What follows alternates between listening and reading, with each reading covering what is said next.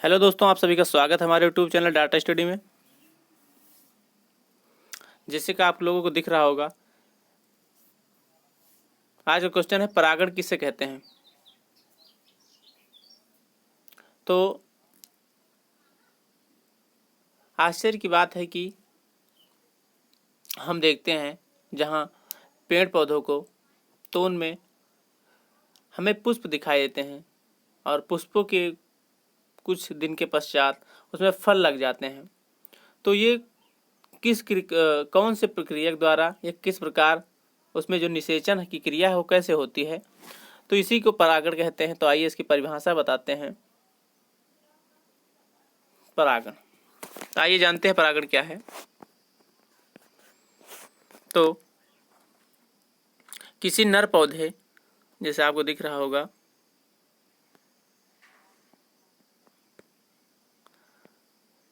किसी नर पौधे के पराग कणों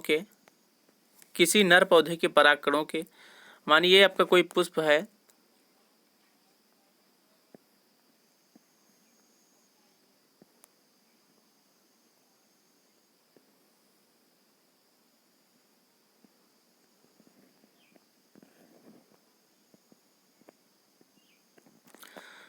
तो किसी नर पौधे के पराग कणों के मादा पौधे के पुष्प के वर्तिकाग्र पर पहुंचने की क्रिया को परागण कहते हैं।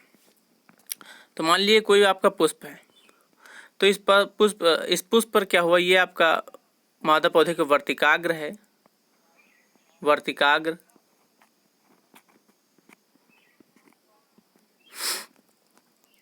तो इस वर्तिकाग्र में क्या होता है, एक वर्तिकाग्र में जो नर पौधे के परागकण होते हैं वो क्या करते हैं, कब जैसे कुछ पौधे क्या होते हैं, द्विलिंगी होते हैं और कुछ एक लिंगी होते हैं। तो जो द्विलिंगी होते हैं उसमें यहाँ पर ये क्या होता है, नर पुष्प होता है और उसी पुष्प में ये मादा भाग होता है।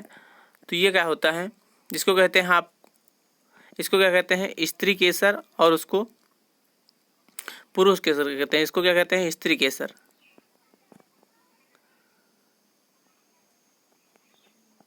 स्त्री केसर आपने सुना होगा, स्त्री केसर। तो इसी में क्या होता है, तो ये पौधे का जो वर्तिकाग्र होता है, इसमें नर पुष्प के परागकण होते हैं वो क्या करते हैं, इसी में गिर जाते हैं। और ये मादा का यहाँ पर अंडाशय होता है। इसी अंडाशय में क्या करता है, वो भ्रूण का निर्माण करते हैं। भ्रूण यानी कि बीज का निर्माण होता है, जिसके पश्चात बीज क्या बनता है, आपका जो निर्माण, भ्रूण का निर्माण तो बीज बनता है। बीज ही आगे चल के किसी पौधे का निर्माण कर सकता है। तो परागण की ये परिभाषा कुछ इस प्रकार होगी, आप इसको लिख लीजिएगा और समझने, और ये इस प्रकार आपकी परागण क्रिया होती है। परिभाषा एक बार सुन लीजिए। किसी को मतलब एक पौधा, अब इसको सोचिए, एक पौधा है, उस पौधे के परागकणों पर, यानी इस पौधे के परागकण पर क्या करते हैं, इस पौधे के वर्तिकाग्र पर, मादा पौधे के वर्तिकाग्र पर नर पुष्पों के पहुंचने की क्रिया को ही परागण कहते हैं। तो आइए जानते हैं परागण कितने प्रकार का होता है।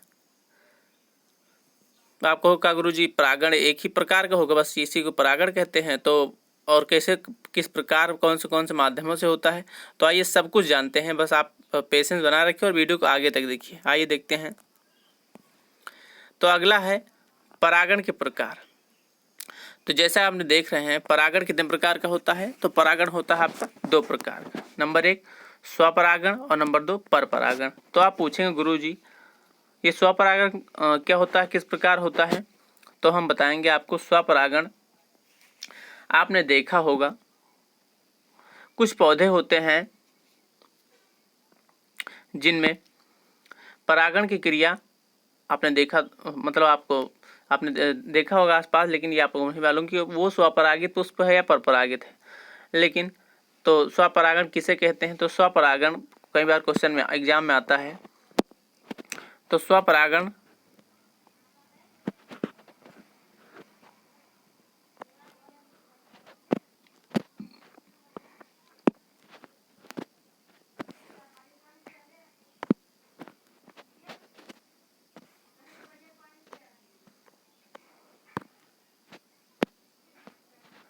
तो जो स्वपरागण है, यानी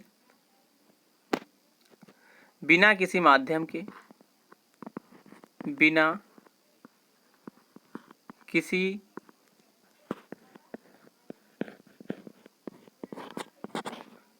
माध्यम की सहायता से, बिना किसी माध्यम की सहायता से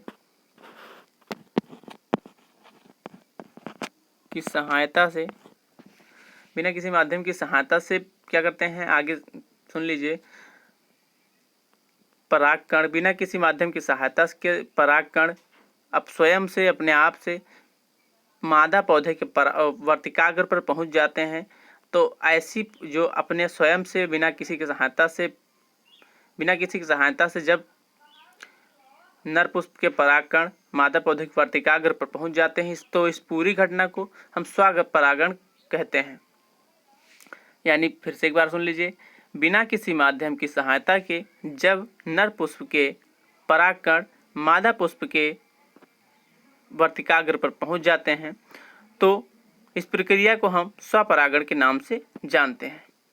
तो आइए जानते हैं परपरागण किसे कहते हैं। नंबर 2 आपका है परपरागण। तो परपरागण किसे कहते हैं, जब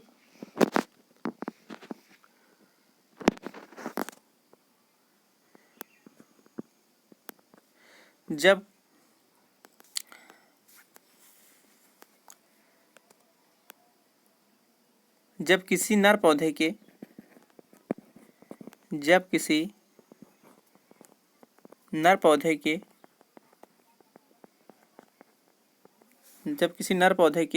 परागकण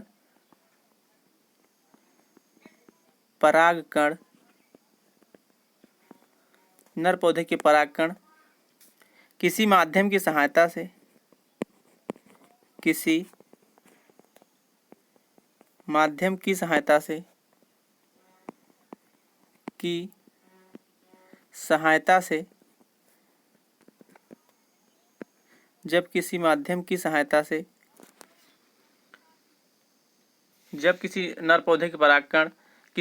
की सहायता से मादा पौधे के वर्तिकाग्र पर पहुंच जाते हैं, तो ऐसे परागण को हम परपरागण कहते हैं।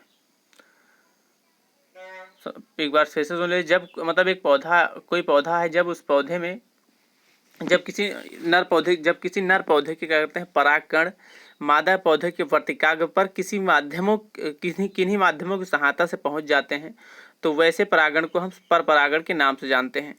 तो कौन कौन से माध्यमों के द्वारा वो पहुंचते हैं, आइए आगे उनके बारे में बताते हैं। तो यानी ऐसा अंतर अगर दोनों की बात करेंगे, इन दोनों में क्या अंतर है, तो अंतर की बात करते हैं जैसे, तो नंबर 1 अंतर आप कहोगे परपरागण में पहला स्वपरागण है। तो स्वपरागण में इसमें किसी माध्यम की आवश्यकता नहीं होती परागण के लिए, और इसमें दूसरे में परपरागण में किसी माध्यम की आवश्यकता होती है परागण के लिए। और इसमें क्या करता है, स्वपरागण में स्वयं यानी कि वो अपने आप परागित हो जाता है, पहुंच जाता है, और उसमें किसी भी प्रकार के माध्यम की आवश्यकता यानी दूसरे साधन की आवश्यकता नहीं पड़ती।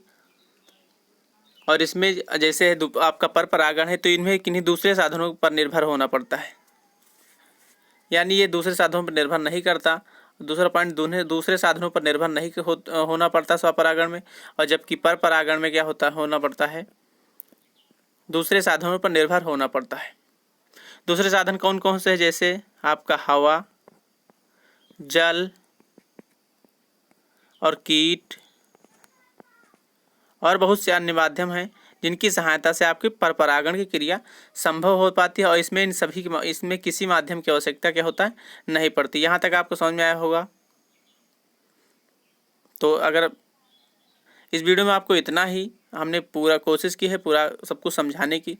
अगर आपको समझ में आया हो तो वीडियो को लाइक कर लीजिए, चैनल को सब्सक्राइब कर लीजिए और अपने दोस्तों में शेयर कर दीजिए। मिलते हैं आपको बहुत जल्द अगले वीडियो में, तब तक के लिए बने रहे हमारे यूट्यूब चैनल पर। जय हिंद, जय भारत।